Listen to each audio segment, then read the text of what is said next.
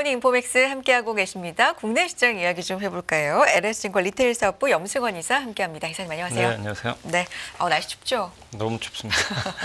계속 추운 날씨 네. 좀 이어지고 있는 것 같은데 그래도 우리 시장도 이틀 연속해서 어제까지도 1%대 코스피 반등 보여줬습니다. 코스닥도 어제 1%대 상승했고요. 일단 관세에 대해서 불확실성은 지속되는데 네. 협상 여지가 남아있다. 이게 지금 시장은 좀 주목하고 있는 점인가요? 네, 맞습니다. 네. 그러니까 지금 이제 날짜가 2월 10일부터 이제 관세를 중국이. 부과하니까 네.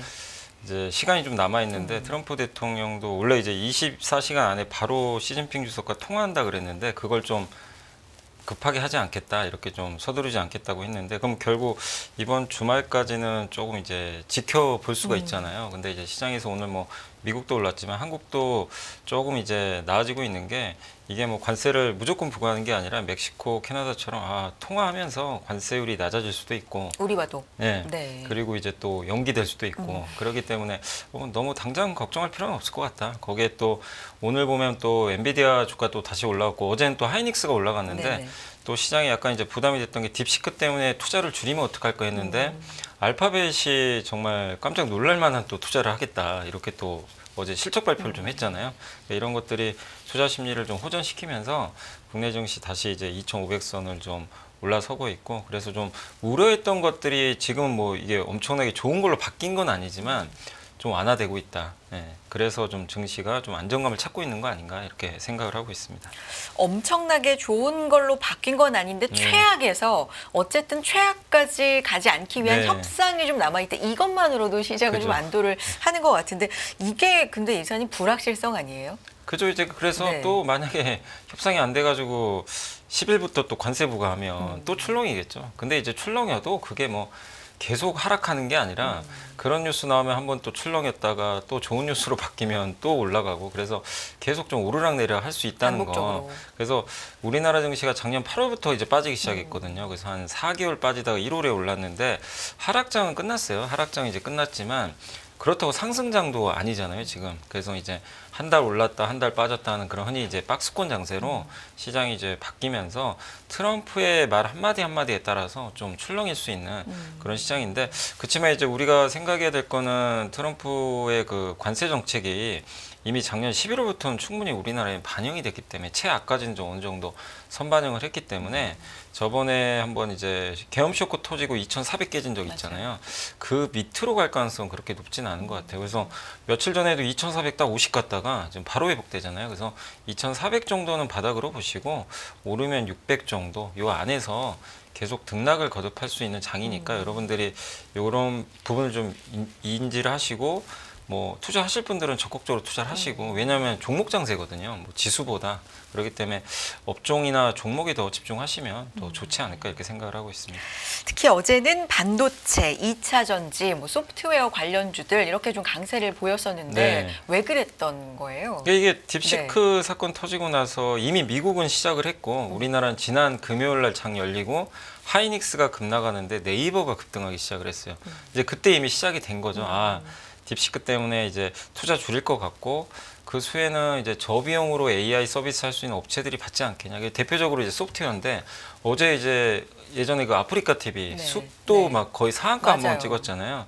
결국 그것도 그렇게 올라간 배경이 여러 이유는 있겠지만 결국 AI 효과를 또 발휘가 된 거고 또 요즘에 카페24도 주가가 굉장히 많이 오르는 것도 AI를 통해서 이 기업들이 인건비라든가 비용을 줄일 수가 있거든요. 그러니까 최근에 또 게임주가 급등하는 것도 그 배경입니다. 그래서 가장 큰 수혜주는 제가 봤을 때 이제 그 소프트웨어 그쪽이고 또 AI를 탑재할 수 있는 뭐 스마트폰이라든가 또 최근에 로봇주들 이쪽으로 이제 확산되고 있기 때문에 그러니까 그동안 엔비디아나 데이터 센터 중심으로 전력기기 이쪽이 수혜를 받았다가 이쪽에서 이제 자금들이 이쪽으로 이제 옮겨가는 그런 현상들이 좀 나오고 있다 이렇게 보시면 되겠습니다.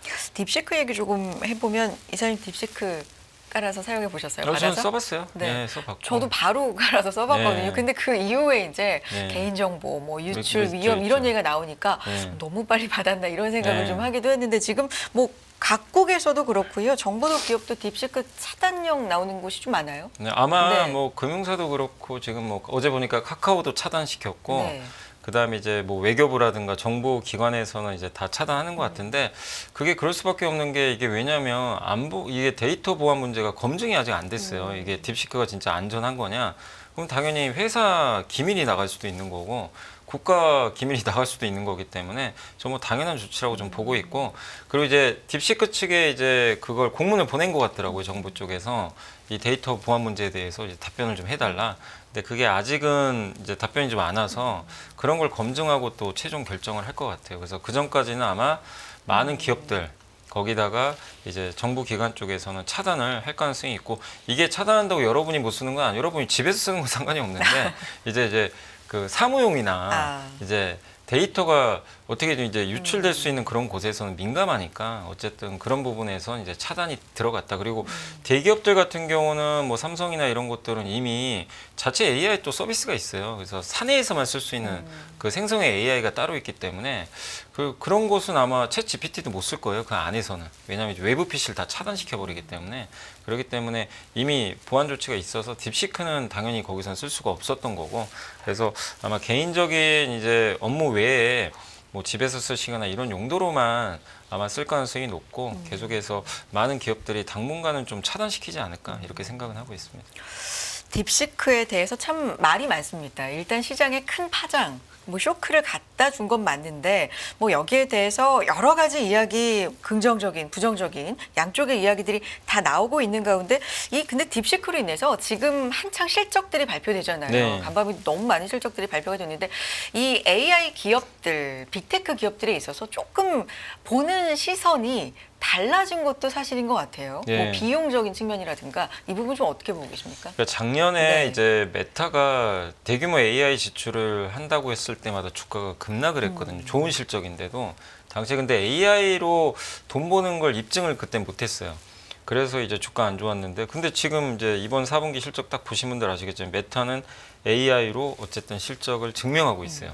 실제 이제 그 광고 고객사도 많이 늘어난 것 같고 그래서 그걸 보여줬고 또 더 많은 지출을 한다고 했는데도 분위기가 달라진 게 주가가 급등을 하기 시작을 합니다. 근데 구글은 달라요. 또 구글 알파벳은 이번에 대규모 지출하는데 클라우드 매출 성장이 이제 둔화되기 시작했는데 이거 지출만 하고 돈 못 버는 거 아니냐 이제 이거에 대한 또 의심을 좀 하기 시작을 하더라고요. 그러면 이거를 숫자로 증명하면 또 알파벳은 또 올라가는 거고요. 근데 이제 지금은 의심인데 그거 의심이 확신으로 이제 다시 변경될 때까지 또 시간이 걸리잖아요. 그래서 AMD도 마찬가지입니다. 데이터 센터형 매출이 좀 줄어버렸거든요. 그러니까 그 실적이 좀 안 좋았죠. 그러다 보니까 시장은 또 실망을 했고 결국 그러니까 작년까지만 해도 어쨌든 그래도 AI 투자를 해서 돈 벌겠지 이런 이제 심리들이 있으니까 어느 정도 인정해주는 분위기도 있었는데 이제 확실히 올해 들어와서 이렇게 실적 발표하는 기업들 보면 AI로 돈 벌면 그래 인정해줄게.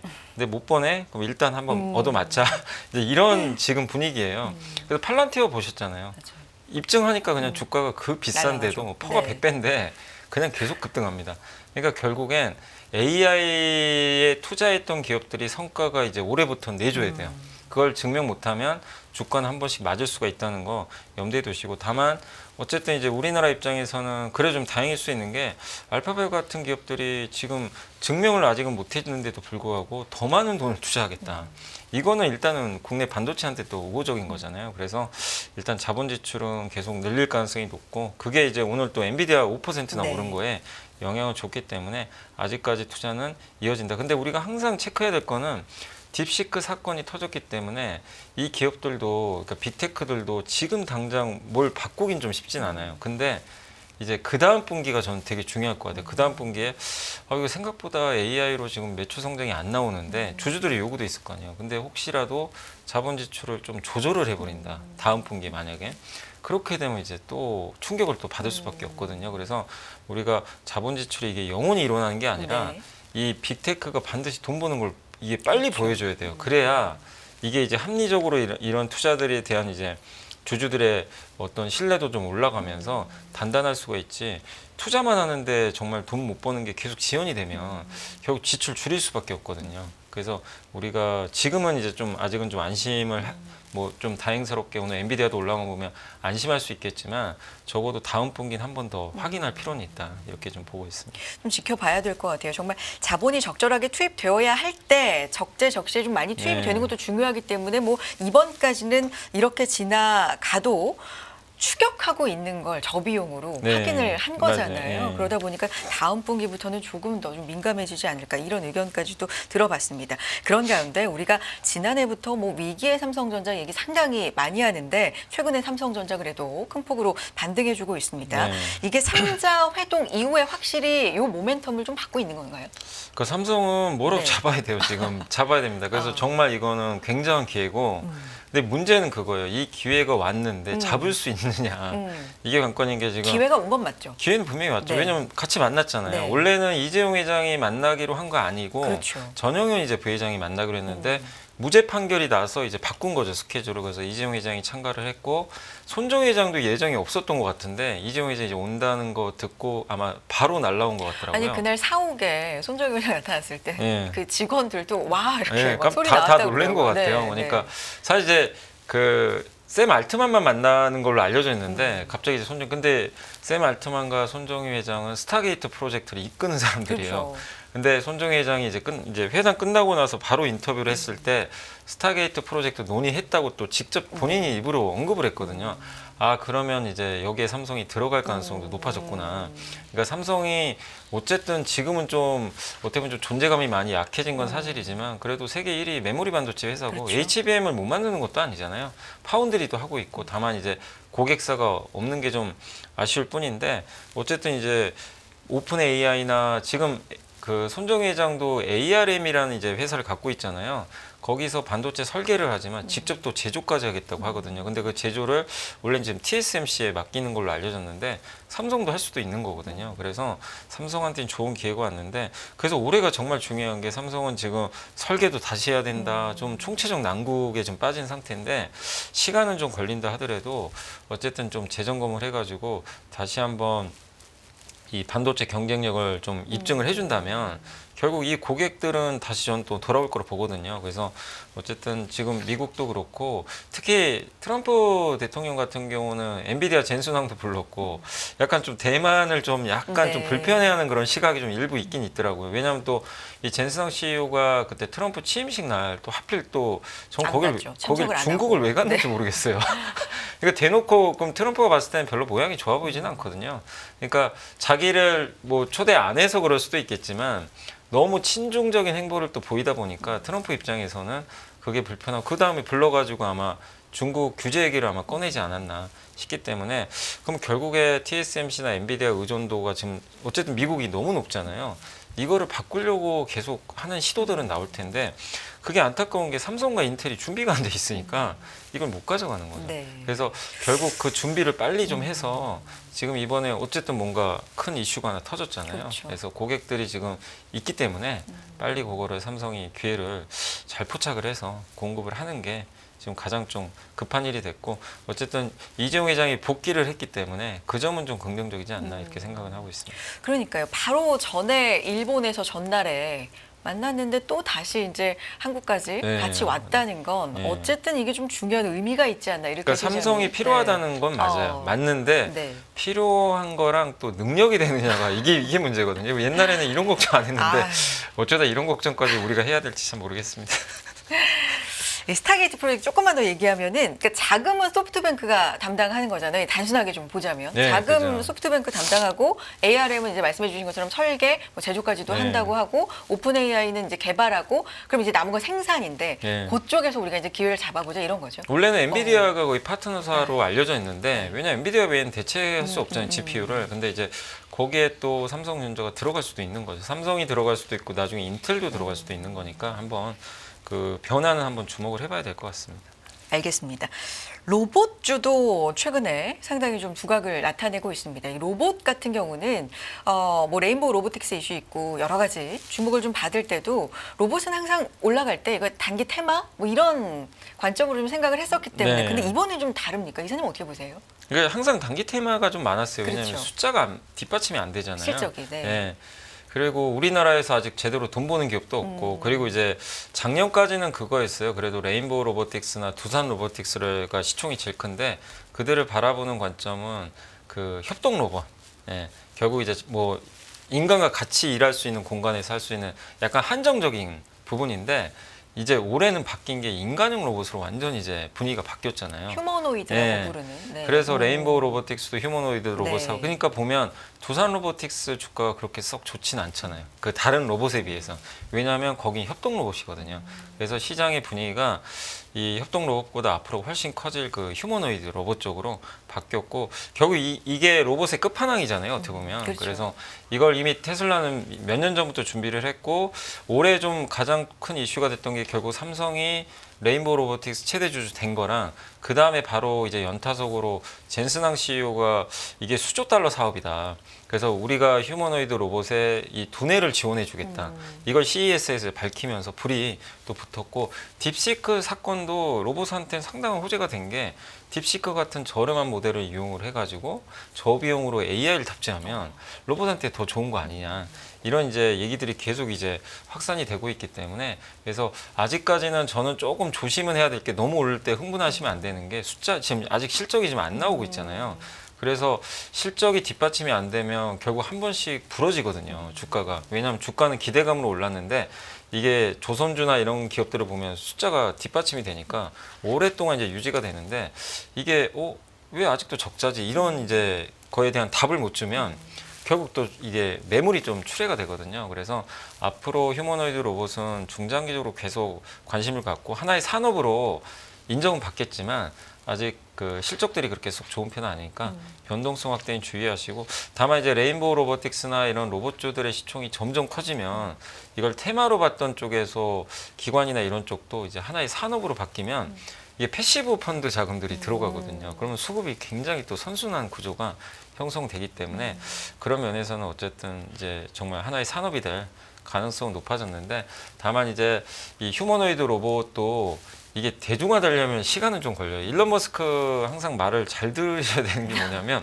너무 낙관적이에요. 그러니까 그 사람 말을 들으면 지금 당장 될 것 같아요.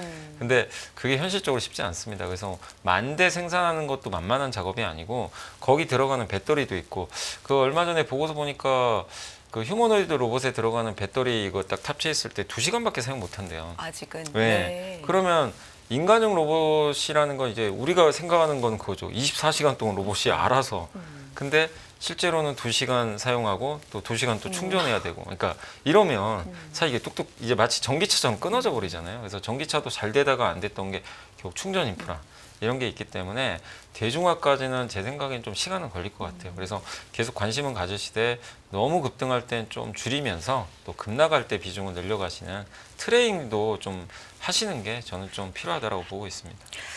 과거의 테마처럼 볼 건 아니라 확실히 하나의 줄기로 산업의 네. 줄기로 자리매김한 건 맞지만 실적이 나오느냐 그리고 상용화 관점 뭐 이런 거는 좀 볼 필요가 있겠다라는 말씀이시고요. AI가 진짜 한쪽에선 관세 전쟁인데 한쪽에서는 AI 전쟁도 이 관세 전쟁 못지않게 저는 오히려 더 치열하다 이런 생각이 들거든요. 네. 이 정부도 지금 연일 얘기하고 있어요. AI 관련해서. AI 네. 그러니까 딥시크에 이제 정부도 좀 충격을 받은 것 같고 좀 안타까운 게 AI 시대에 오는 거는 사실 작년에도 다 알고 계셨을 텐데 왜 늦은 이제 감이. 이런 얘기를 네. 하는지는 좀 잘 모르겠고 물론 이제 AI 이 지원을 안 한 건 아닌데 또 이제 우리나라가 또 이렇게 되면 또 너무 늦은 거 아닌가. 근데 작년에 또 우리나라는 정치 쇼크까지 터져가지고 훨씬 늦은 상태인데, 근데 어쨌든 뭐 지금이라도 이렇게 하는 건 좀 다행인 것 같고요. 그래서 이 지금 뭐 급한 불 끄자라는 뭐 그런 이제 언론 보도도 나온 것처럼 배터리나 바이오 지원 뭐 기금 34조 뭐 신설도 하고 또 반도체 AI 핵심 회사의 반도체거든요. 그래서 반도체 52시간 지금 근무하는 것도 예외 적용 좀 하겠다라는 그런 정책들이 나온 거는 좀 다행인 것 같습니다. 그래서 일단 지금 우리나라가 AI에 좀 뒤처진 건 사실이지만 어쨌든 정부가 이렇게 좀 뒤늦게라도 투자를 해준다면 좀 우리나라도 뒤따라갈 수 있고 또 한국한테는 또 기회가 좀 생긴 게 뭐냐면 너무 챗 GPT나 엔비디아 같은 이제 비싼 그런 모델을 좀 쓸 수밖에 없었는데 딥시크가 터졌기 때문에 야 우리 저비용으로도 우리도 할 수 있겠다 이 자신감을 이제 불러일으킨 거거든요. 그럼 후발주자 입장에서는 좀 좋죠.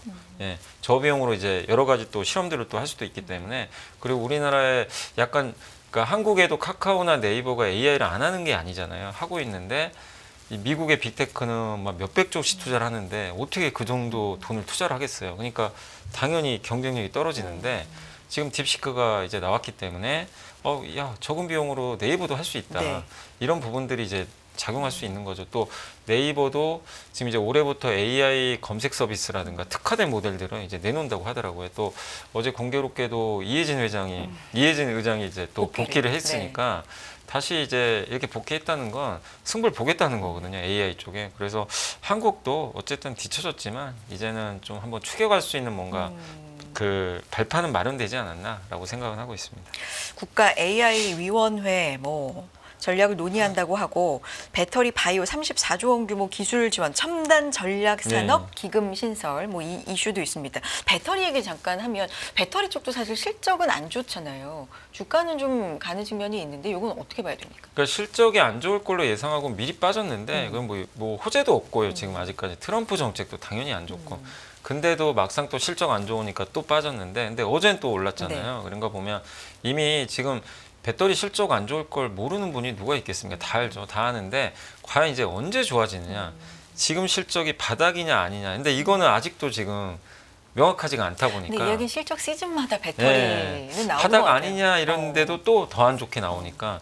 그러니까 이제 이거에 대한 공감대가 형성은 돼야 돼요. 도대체 실적 바닥이 언제냐. 적자가 커도요. 지금이 더 이상 안 나쁘면 이제 주가 올라가거든요. 근데 아직 이번 분기 실적만 봐서는 그게 명확하지는 않고 적어도 1분기까지는 실적은 한 번 더 봐야 되지 않겠냐 이렇게 보고 있는데 다만 주가들이 어제도 제가 포스코홀딩스 주가 보고 깜짝 놀란 게 옛날에 리튬 그 때문에 주가 올라갔었잖아요. 그 전으로 다 복귀해 버렸더라고요. 지금 24만 원대니까 그때 그냥 철강 이슈만 있을 때 그 주가예요. 그러니까 사실상 이제 2차 전지를 플러스로 보는 게 아니라 오히려 시장은 2차 전지 하는 걸 마이너스로 보기 시작했어요. 그 정도로 지금 상황이 좀 안 좋지만 어쨌든 주가는 이미 충분히 빠져 있고 또 지금 아까 제가 로봇 얘기 잠깐 해드렸지만 그 휴머노이드 로봇도 언젠간 대중화가 되겠죠. 근데 거기에 배터리가 이제 양산이 많이 되면 될수록 전기차랑 별개로 배터리도 또 많이 들어가요. 그러니까 결국에 배터리가 좋아질 타이밍은 언젠가는 오긴 오겠죠. 올 텐데 그 시기가 좀 빨리 오느냐 늦게 오느냐 이 차이는 있는데 결국 어쨌든 지금은 최악의 국면이니까 저는 이제 개인적으로 배터리 보유하신 분들은 좀 잘 인내하는 수밖에는 지금 없다라고 좀 말씀드리고 싶습니다. 알겠습니다. 오늘 여기까지 들어야 될 것 같아요. 오늘 우리 시장은 좀 적극적으로 대응해 볼 만할까요? 간단히? 아니 뭐 오를 때 너무 적극적으로 하지 그래요? 마시고 근데 오히려? 어렵지만 그 월요일에 한번 끝나겠잖아요. 네. 그런 장이 또 한 번씩 오거든요. 그럴 때 적극적으로 투자를 하셔야지. 오히려 오를 지금은, 때는 근데 뭐 물론 못 오른 기업들이 있으면 뭐 그런 건 대응하셔도 좋을 것 같습니다. 알겠습니다. 오늘 여기까지 듣도록 하겠습니다. LH증권 리테일 사업부의 염승원 이사 함께했습니다. 이사님 고맙습니다. 네, 감사합니다.